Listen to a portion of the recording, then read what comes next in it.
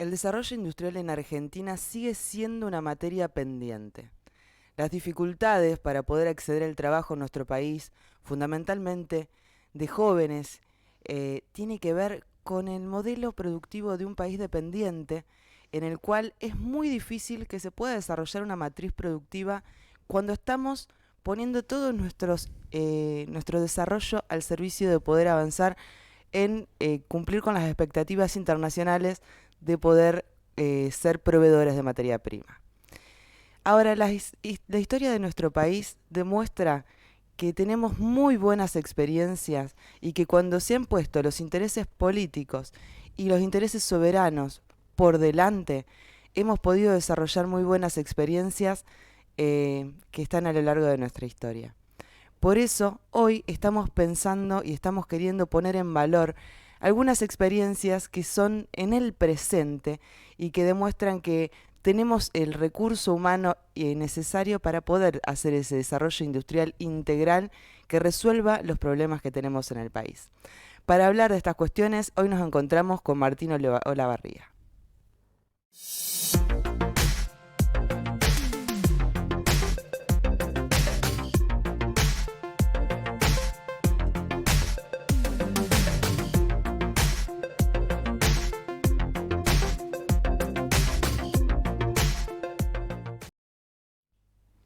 Bueno, hoy estamos con Martín Olavarría. Martín es diseñador industrial, actualmente es director de la licenciatura de diseño industrial que se dicta en la Facultad de Arquitectura de Rosario, en la cual además es docente en varias asignaturas de tecnología. Él posee una amplia trayectoria como diseñador, particularmente en maquinaria agrícola, y ha sido gerente de investigación y desarrollo en Basayi, la mítica fábrica de cosechadoras de la ciudad de Firmat, y ha realizado diseños para empresas como Favot, Sarnelio, Agrometal, Metalfor, Toyota, John Deere, GTS, entre otras. Bienvenido, Martín. Hola, ¿cómo estás? Bueno, vamos a hablar de un tema que... tema grosso. Pero bueno, más que nada, en estos días se hizo conocido el diseño Chango, que voy a leer un poquito acá. Un microtractor multipropósito diseñado para mecanizar labores y mejorar las prácticas productivas de la agricultura familiar. Todo un tema. ¿Qué título? En realidad, bueno, a ver, vamos a bajarle un poco de expectativas por ahí a la gente. El Chango es un microtractor, como dice ahí, pensado en el modelo productivo de la agricultura familiar, pensado en las pequeñas escalas, pensado en que, por ejemplo, hay en el norte grande argentino hay 30.000 familias que todavía trabajan con tracción a sangre, o sea, o con animales o a cuerpos humanos que hacen las labores agropecuarias, y que en el 2022 es como un contrasentido que con los avances tecnológicos, con las capacidades de poner satélites en órbita geoestacionaria, todavía sigamos teniendo parte de nuestros compatriotas trabajando de esa manera. Entonces, digamos, el planteo es un planteo de la gente que trabaja básicamente en la agricultura familiar, pero en un momento empieza a trascender eso y empieza a llegar a otros niveles, porque es más que un tractorcito, sí, un objeto y una maquinita que nos ayuda. Lo que está detrás de esto es un concepto un poco distinto, es el Estado puesto en aportar soluciones tecnológicas de muchos niveles, ¿no? De pequeños niveles como este o de grandes niveles, a solucionar problemas verdaderos que no soluciona el mercado, que de ninguna manera va a solucionar el mercado, porque estas cosas, o sea, mejorarle la calidad de vida a esta gente no es negocio para el mercado. Este tipo de máquinas no son negocio para el mercado. Hay un montón de otros elementos y de otras necesidades que tenemos como sociedad que no están atendidas por el mercado. O sea, el mercado atiende lo que le conviene y lo que es negocio, y todo lo demás queda por afuera. Y este es como una quijotada, ¿no? De poner al Estado en emprendedor y de poner al Estado en hacer aquellas cosas que no las tenemos que medir por el valor individual de cada uno de esos objetos, sino que tenemos que medir el impacto en la cadena de valor, y el impacto medido no en la cadena de valor solamente plata, en dinero. Es muy común escuchar, por ejemplo, la producción agropecuaria son tantas toneladas o tantos miles de millones de dólares, y en realidad las otras variables no las analizamos, que estamos haciendo, digamos, estamos haciendo agricultura minera, nos llevamos todos los nutrientes que tiene el campo, estamos haciendo desastres con el agua, estamos deforestando, estamos haciendo desastres. Y encima no generamos empleo, o sea, ese modelo productivo ya mostró lo que es. Estos modelos productivos nuevos debemos entenderlos desde otra lógica, desde una lógica donde, por supuesto, la economía tiene una pata importante, pero más importante que esa pata son las otras, la pata social, la pata ecológica. Entonces el impacto de cómo producimos, de cómo trabajamos, también lo tenemos que medir en estas condiciones. Y al medirlo en estas condiciones empiezan a aparecer estos no negocios, en los cuales el Estado se tiene que hacer cargo, porque no es solamente una cuestión de dinero, el bien vivir de la sociedad. Así, hay cuestiones que hacen a las condiciones laborales, hay cuestiones que hacen al daño ecológico, estamos haciendo un desastre con el planeta. O sea, la agricultura minera, digamos, de alguna manera de gran escala, consume millones y millones de litros de combustible fósil, y con esos litros de combustible reemplaza la fuerza de tarea humana, obvio. Entonces nosotros dejamos desocupados por un lado y quemamos combustibles fósiles por el otro en aras de un negocio rápido. Digamos, hay un momento que hay que parar un poco la pelota, plantear esto seriamente y empezar a pensar por dónde están las alternativas. Acá esto es nada más que una pequeñísima muestra de los caminos que habría que seguir para empezar a orientar, digamos, ciertas acciones políticas. No digo todas, pero por lo menos ir empezando a hacer algunas acciones políticas que empiecen a tapar estos agujeros y a solucionar estos problemas, ¿no? Es una muestra de que se puede si hay voluntad No, también. no, sin duda que hay una muestra. A ver, yo recién hablábamos antes de fuera de cámara del tiempo que llevó. O sea, el diseño de este tractorcito llevó un mes. O sea, Claro. el ajuste de diseño del tractor llevó un poquito más. Digamos, ponerle 2 meses más, donde se ajustaron las posibilidades de fabricar de las cosas. Después hubo algunos problemitas de hacer una matriz, esto, aquello, pero ponerle un mes más. Y lo demás fue convencer al sistema político de que había que financiar este tipo de cosas. O sea, y nos pasamos 3 años para convencer al sistema político de que había que poner un poco de dinero, porque tampoco estamos hablando de que esta inversión en este tractor son miles de millones de dólares, son un poco de pesos. Pero bueno, el trabajo más grande fue convencer al sistema de que esto era necesario. Contanos un poco, Martín, para quienes no conocen el prototipo, que creo que ya me dijiste que hay 10 que están ya se fabricaron. Hay 10 trabajando. ¿Qué sería lo que viene a resolver este prototipo, el chango, digamos? El changuito. Y bueno, ¿y cuál es el momento en el que estamos? Porque entiendo que esto se podría fabricar íntegramente en la provincia. Bueno, vamos a empezar por partes. Primero, todo lo que se hizo de este aparatito, casi todo se hizo en provincia de Santa Fe, menos, bueno, el motor es un motor chino, importado por una empresa nacional de muchísimos años en la fabricación de motores agrícolas, que es Villa de 9 de Julio, provincia de Buenos Aires. Y después hay una serie de accesorios de caños doblados que se hicieron en Zárate, provincia de Buenos Aires. Todo lo demás es santafesino. Casilda, Bustín, Safirmat, Rosario, bueno, Arequito, Armstrong, todos los proveedores son de la zona. Los Molinos, o sea, todo por acá. Fabricarlo, bueno, vamos de nuevo. Hay 10.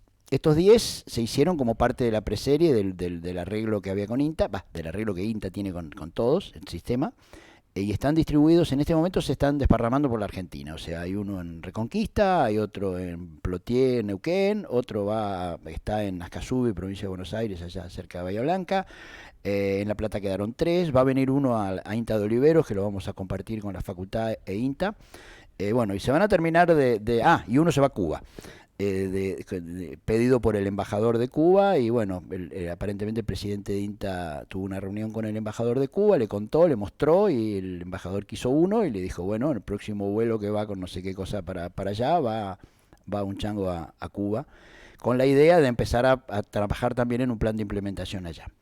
En este momento estamos en el plan de implementación de la distribución nacional del equipo en todo el país.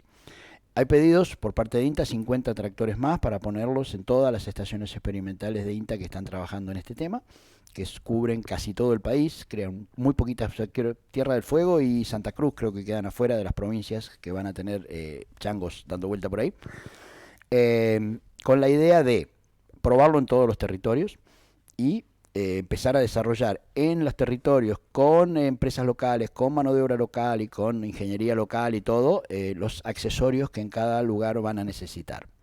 Con la idea de homologar estos accesorios para que todos, digamos, puedan tener también alcance nacional. Si algo que se fabrica en Misiones sirve en La Plata, por ejemplo, bueno, que se traiga de Misiones a La Plata. Pero la idea es que esto tenga, digamos, que sea una especie de red nacional donde los proveedores, los distintos fabricantes puedan hacer parte. Son pequeñas piezas, pequeños elementos lo que hay que agregarle, pero bueno, todo eso van a armar un sistema. El tractor es un multipropósito, o sea, es una unidad de potencia que se le pueden colgar distintas cosas y que puede tomar potencia o sea, tiene dos tipos de potencia, la potencia de tiro, o sea, camina y arrastra, entonces puede arrastrar un montón de implementos, y la otra forma de sacar potencia es potencia de torque, que sale por una toma de fuerza. Entonces le puedo poner una bomba, un generador eléctrico, una moledora de granos, una quebradora de granos, una noria para levantar cereal o para mover algo, o sea, un montonazo de cosas que se pueden hacer a partir de esa. Y la toma de fuerza no solamente es estática, o sea, con el tractor parado, sino que también puede ser dinámica, con el tractor andando. Entonces hay una doble función, que es la de, por ejemplo, si tengo que hacer una pulverización, el tractor camina y la toma de fuerza mueve la bomba de pulverización, y entonces hacemos las dos cosas a la vez. Bueno, así un montón, y todas las variables que se te ocurren. O sea, se adapta a las Se necesidades. adapta a cada necesidad. Eso es, cualquier tractor que uno ve por la calle también es eso, es una unidad de potencia que camina. Y acá es una unidad de potencia chiquitita que tiene una sola rueda motriz y que uno va caminando atrás de él, o sea, no tiene como subirse, sino que uno lo acompaña y, Claro. y lo maneja, nada más. Bueno, y después de eso viene la producción ya, una vez que estemos cumpliendo con todas estas etapas, viene la producción seriada, que todavía no sabemos dónde se va a hacer. Hay un montón o sea, en este momento ahora parece que explotó todo, entonces todos quieren hacerlo. En su momento recorrimos la Argentina buscando algún fabricante que quisiera y nadie nos dio bolilla. Inclusive fabricaciones militares, una empresa del Estado tampoco nos dio bolilla. O sea, no es fácil. Pero bueno, hoy en día, ahora que es famoso, todo el mundo quiere, ¿no? Pero veremos también si esto, porque vuelvo a lo mismo, una máquina que no es un negocio. Y entonces, para el mercado, por ahí no es atractivo. Es Claro. atractivo para la sociedad y es atractivo para el Estado, pero no para el mercado. Pero bueno, pone en funcionamiento puestos de trabajo, pone en Obviamente, obviamente, funcionamiento obviamente. la... Más que los puestos, imagínate que esto es tan chiquito y tan, digamos, fácil y tan sencillito, que no genera mucho empleo el armado de los changos. Lo que genera es lo otro. Imagínate un poco, lo hablamos también fuera de cámara, el trabajador que está en los valles calchaquíes haciendo pimiento y cavando surcos y acomodando todo a pico y pala. O el que trabaja en la viña en Cafayate, o el que está en Misiones haciendo maíz y agricultura de subsistencia en una ladera de un cerro en Misiones, o el que se te ocurra, o la gente que hace quinta acá en el Gran Rosario, ¿no? El quintero que está haciendo, qué sé yo, remolacha, que está haciendo acelga, que hace lechuga, o el que hace frutillas en coronda, un montón de cosas a ver, el otro día hablando con un productor ahí en la presentación en La Plata me decía, yo tengo que hacer labranza en mi invernadero. Un tipo importante, o sea, con poder económico y con una capacidad productiva muy alta. Tengo que hacer labranza en mi invernadero. Entonces, si tengo que entrar con un tractor para hacer labranza, tengo que desarmar el invernadero, hacer la labranza y volver a armar el invernadero arriba. Entonces, es una locura. Entonces, este aparato viene a solucionarle la vida a esa gente, ¿no? Claro. Una chica, una señora de la UTT, de la Unión de Trabajadores de la Tierra, decía yo, en 5 minutos siembro un surco de lo que sea, ¿no? Con este aparatito. A mano me lleva 5 horas.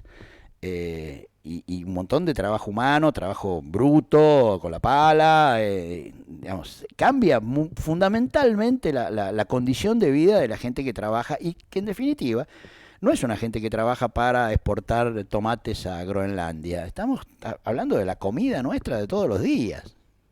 Bueno, un poquito de eso te quería preguntar, porque En los últimos años todos sabemos que hubo un fenómeno de sojización en el país. Esto tuvo su desarrollo tecnológico e industrial, pero que no pareciera haber generado más puestos de trabajo, sino que se concentró la producción, se concentró la tierra, aparecen más índices de desocupación. Em, las estadísticas dicen que hay 80.000 pequeños y medianos productores que desaparecieron con Ujú. esto, Sí, ¿no? totalmente. Y estas familias que siguen sobreviviendo, que han podido todavía resistir y no se han tenido que ir a la ciudad, son quienes producen el 80% de los alimentos que consumimos las y los argentinos.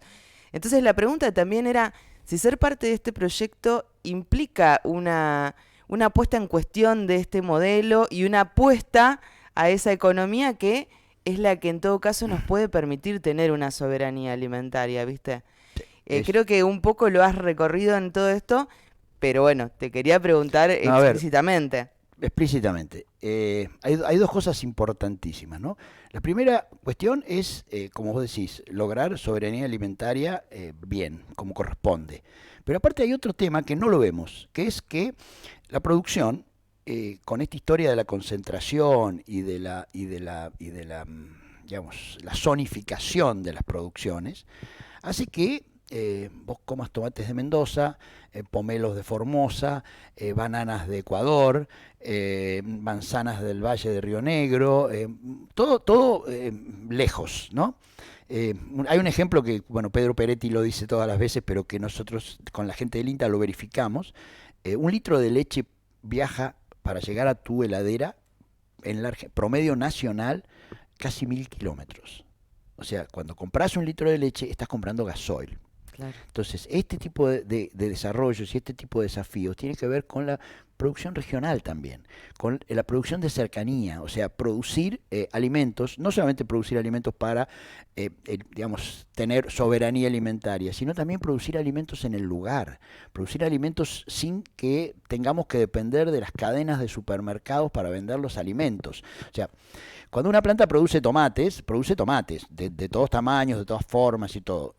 El mercado exige que los tomates sean todos iguales y que duren un montón en la góndola y que sean fantásticos. Entonces hay, digamos, desarrollos genéticos y mutaciones y todo para lograr que los tomates sean todos iguales. Pero en definitiva nunca son todos iguales. Entonces hay un montón de tomates que no van al mercado porque no son iguales a los que el mercado quiere. Bueno, hay un montón de cosas así. Entonces hay un montón de productores que producen para el mercado y producen en condiciones, digamos, a ellos por supuesto le pagan 2 mangos por cada cosa que producen, pero encima producen con ciertas pautas y ciertos condicionamientos.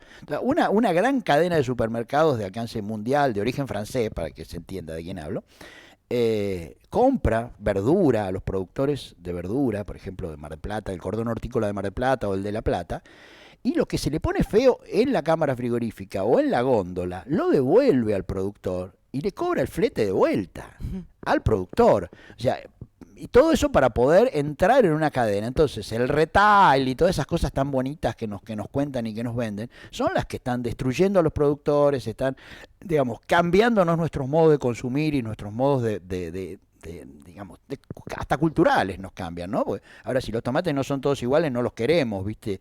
Y por supuesto esos tomates todos iguales que están genéticamente modificados no tienen gusto a nada, pero no importa, son todos iguales, lucen como tal. Bueno, y ahí hay toda una cuestión que hay que trabajar muchísimo.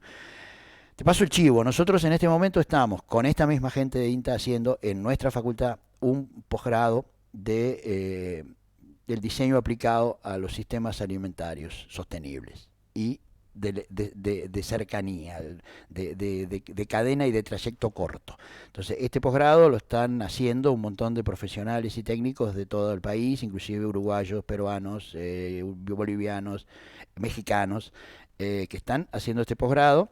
Estamos muy contentos con eso, la verdad que viene saliendo muy bien y creemos que a partir de esto vamos a empezar, estamos generando acciones que tiendan a cambiar un poco esta idea y esta conciencia. Cuesta un montón, vamos contra de un enemigo poderosísimo que es el Dios mercado, y bueno, y cuesta mucho entrarles, ¿no? Pero bueno, de a poquito estamos generando conciencia, estamos mostrándole a la gente que hay otra posibilidad, que otras cosas se pueden hacer. Martín, cuando te presentaba decía que en nuestra historia tenemos muy buenas experiencias de desarrollo industrial, sobre todo fundamentalmente en la década del 40, digamos, donde hubo alguna decisión de que se pudieran fabricar algunas cosas acá en Argentina. Qué sé yo, fabricamos autos, barcos, aviones, cosas que... Grosas. No, pero que aparte, yo que no soy tan joven, las escuché, que me las contaron, no las viví. Y que muchos jóvenes que nos están mirando no conocen, desconocen. Me gustaría, porque vos estás en el tema, si podés contar algunas de esas experiencias. Yo tengo acá algunas punteadas también, pero ¿cómo fue lo del rastrojero? Digamos, ¿cómo fue toda esa época Hay, y hay, por hay algunas qué? que tienen más prensa que otras. ¿Tá? La de Rastrojero es de mucha prensa. La de la fábrica de aviones también es de mucha prensa, por supuesto, es fabuloso, ¿no? Hace poco fuimos con los estudiantes de la facultad a visitar el FADEA, a visitar la fábrica de aviones, para que conozcan esa historia in situ, ¿no? Que se paren ahí y miren. Eh, Argentina tuvo, hasta el año 76, hasta la dictadura, un ascenso en su capacidad productiva industrial. Y digo, o sea, no solamente en la década de 40, en la década de 30 y 40 fue donde arrancó todo esto, ¿no? Pero esto siguió hasta la dictadura del 76, que claramente vino con una política de desindustrialización. O sea, en este país, del palo de las máquinas agrícolas, había 5 fábricas de tractores grandes. Acá en Rosario había 2. Había 27 fábricas de cosechadoras. Bueno, hoy nacionales quedan 2, ahí medias mortadela, y Mm. todo lo demás son transnacionales que están armando acá, no fabrican nada. Las automotrices arman, no fabrican nada, fabrican muy poquitas cosas. Hay un montón a ver, el otro día hablaba con el secretario de producción de Rosario y me decía que están, bueno, yo le decía, ¿cuántos galpones que se están construyendo en la periferia, en los parques industriales? Y me miró y me dijo, es todo logística. Son galpones para guardar cosas para distribuir. No están produciendo casi nada. O sea, no es que en Rosario no se produzca, se produce un montón. Pero acá, digamos, no hay mucha, digamos, la lógica del mercado pasa por otro lado. De todas maneras, bueno, hay hitos. A ver, la primera cosechadora autopropulsada del mundo fue Argentina. Se hizo en el año 1929 en Sunchales. El maíz se cosecha en el mundo, en todo el mundo, con un modelo de un sistema de máquina, de plataforma recolectora que en ese momento se decía se inventó. En realidad los inventos no existen, pero fue un desarrollo que el Estado Nacional, en esa época, año 46, ante la necesidad de algún método mecánico de juntar el maíz, porque el maíz se juntaba con una maleta de cuero y de lona metida entre las piernas del trabajador que iba con las manos sacando las mazorcas y tirándolas adentro. Cuando se hizo esa máquina, fue un concurso que organizó el Estado Nacional para a ver si se encontraban un método para cosechar el maíz con una máquina. Y bueno, hubo dos ganadores. Uno de estos fue el señor Basali, don Roque Basali, y otro fue un señor Drueta de Carmen de Areco, Carmen de Areco, provincia de Buenos Aires, que hicieron un sistema casi igual. Los dos presentaron, separados, no se conocían, pero presentaron algo muy igual.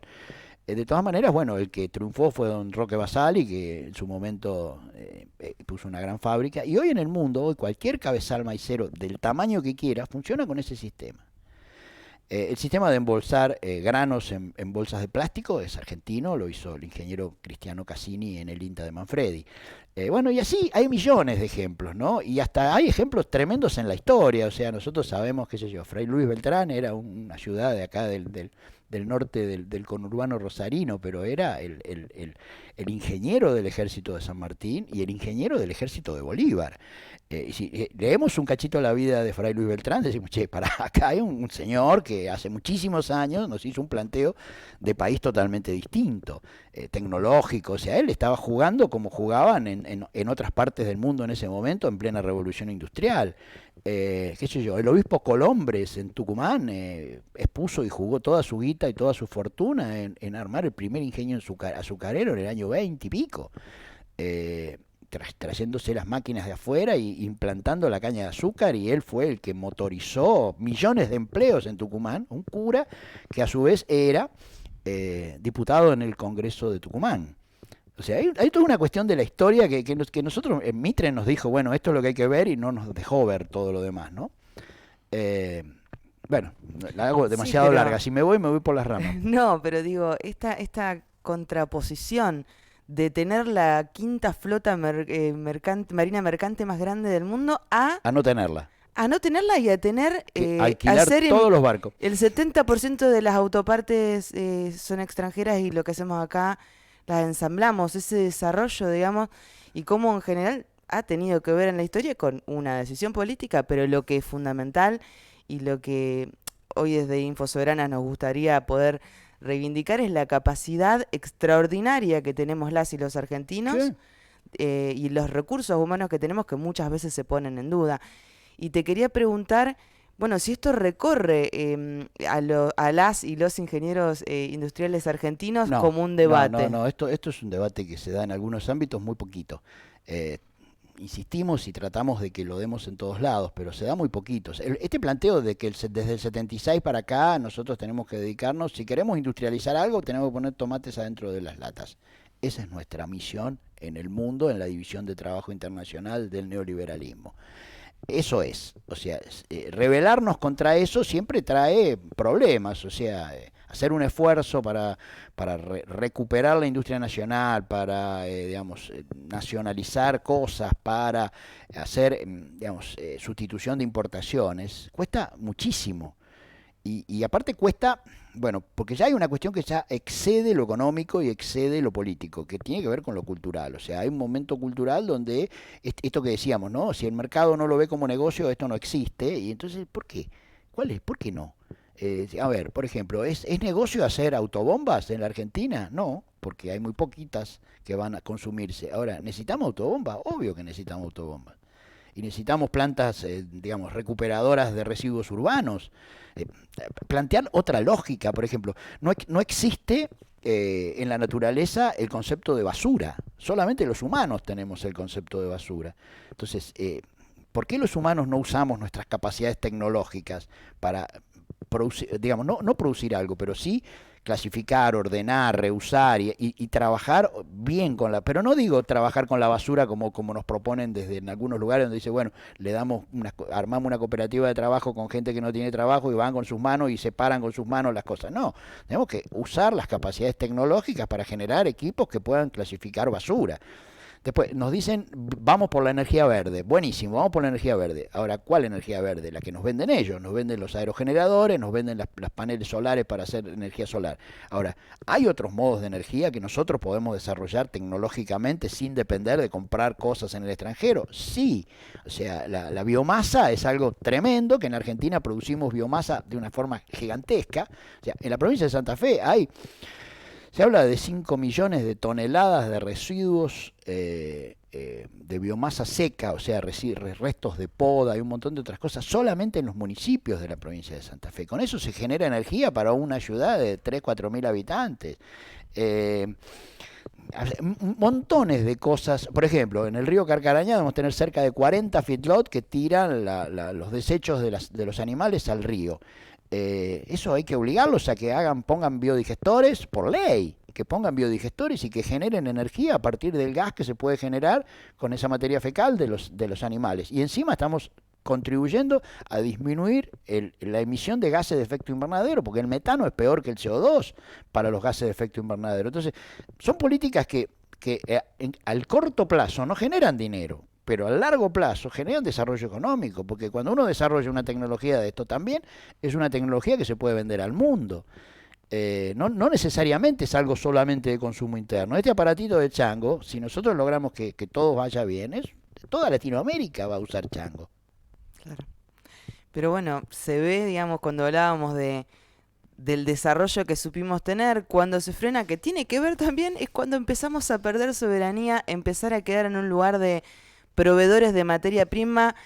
Digamos, tiene mucho que ver la industria nacional con la soberanía nacional. Totalmente. Y te quería preguntar, ¿cómo ves vos que se podría desatar todo tu opinión, digamos, de cómo podría ser que se desate todo este potencial que tenemos en Argentina?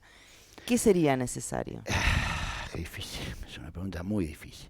Son decisiones políticas, básicamente. Es un modelo de política. O sea, si no apagan los fuegos acá enfrente de las islas, no es porque no se pueda apagar el fuego de enfrente de las islas, es porque ese fuego tiene que ver con un modelo productivo.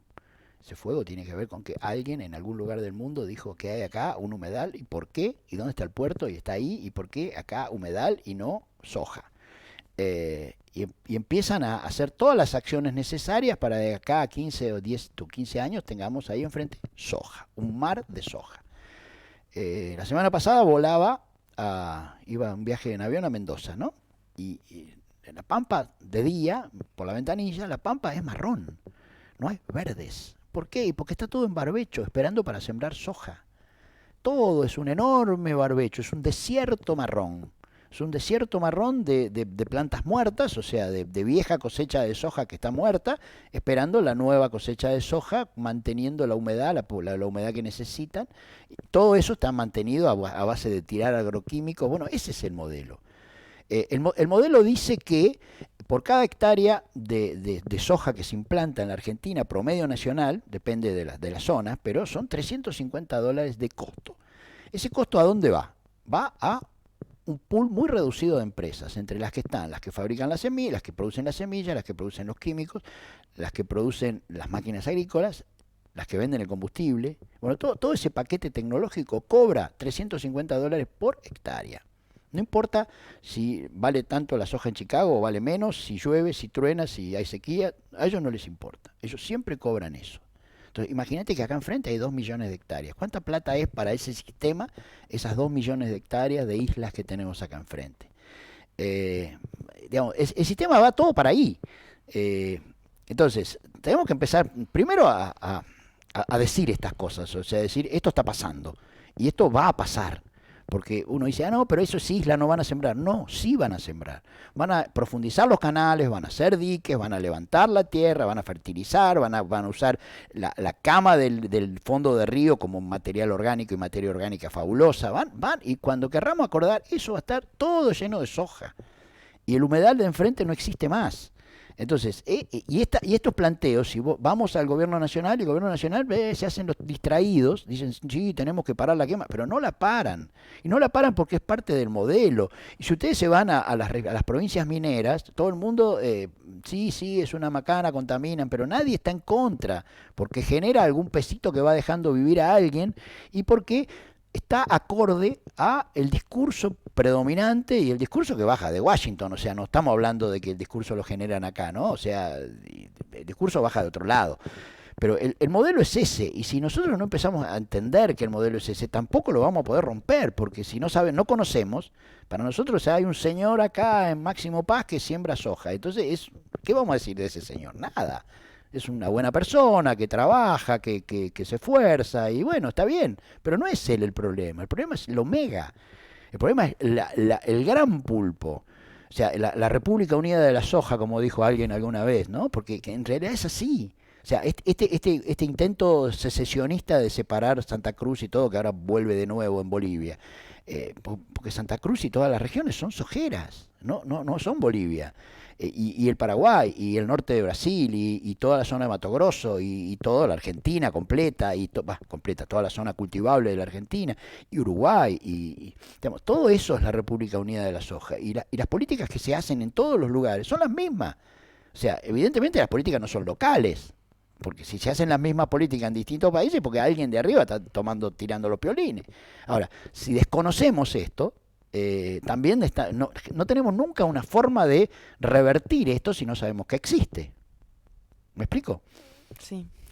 Martín, para cerrar, con todo este recorrido que tenés y con toda esta experiencia, ¿vos qué le dirías a los jóvenes y las jóvenes que nos están mirando, que están pensando en dedicarse a la ingeniería industrial, al diseño industrial? ¿Qué expectativa tenemos por delante? Muchas. Con los jóvenes, o sea, toda. La expectativa es toda. Porque primero, bueno, yo ya soy un señor mayor, estoy casi en las últimas, o sea, le estoy poniendo ganas y nada más, pero hoy por hoy creo que los chicos tienen todas las posibilidades y todas las opciones, solo hay que plantarse ante estas disyuntivas, ¿no? Leer a los que hay que leer, formarse y entender que estos sistemas funcionan así y que este modelo es un modelo de crecimiento económico, sin duda, más allá de los desastres de Macri y el sistema financiero y todo, es un modelo de crecimiento, porque acá crece, hay plata, hay mucha plata en este país que circula. No la tenemos nosotros, porque es un modelo absolutamente desigual, tan desigual como el que existe en cualquier país pobre del mundo. Pero es un país muy rico este. Esta región del mundo es muy rica, no es solamente este país.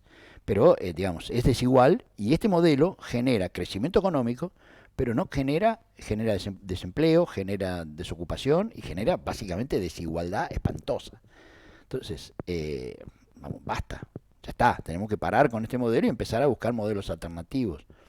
Y estos modelos alternativos tienen que ver con estas pequeñas cosas que son desarrollos económicos, tecnológicos o lo que sea, pero pequeños desarrollos que nos permitan decir, bueno, plantamos una patita de soberanía acá, plantamos otra patita de soberanía acá, hacemos soberanía territorial, dejamos de lado a las grandes cadenas, empezamos a hacer economía de cercanía, pequeñas acciones, que a la larga esas pequeñas acciones se multiplican. Esto del chango es espectacular desde el punto de vista de que nosotros hicimos lo que sabemos hacer, un trabajo, hicimos una maquinita y insertada en un sector social. Y de golpe explotó, todo el país quiere saber de qué se trata, cómo es, cómo funciona. Y como te contaba antes, es una máquina muy sencilla. Lo que tiene de distinto es el concepto y el para quién. Entonces, los pibes lo que tienen que ver es esto. O sea, estas pequeñas acciones transforman, nos dan oxígeno para pensar que hay una posibilidad distinta. Y sirve para esto, básicamente. Muchas gracias, Martín.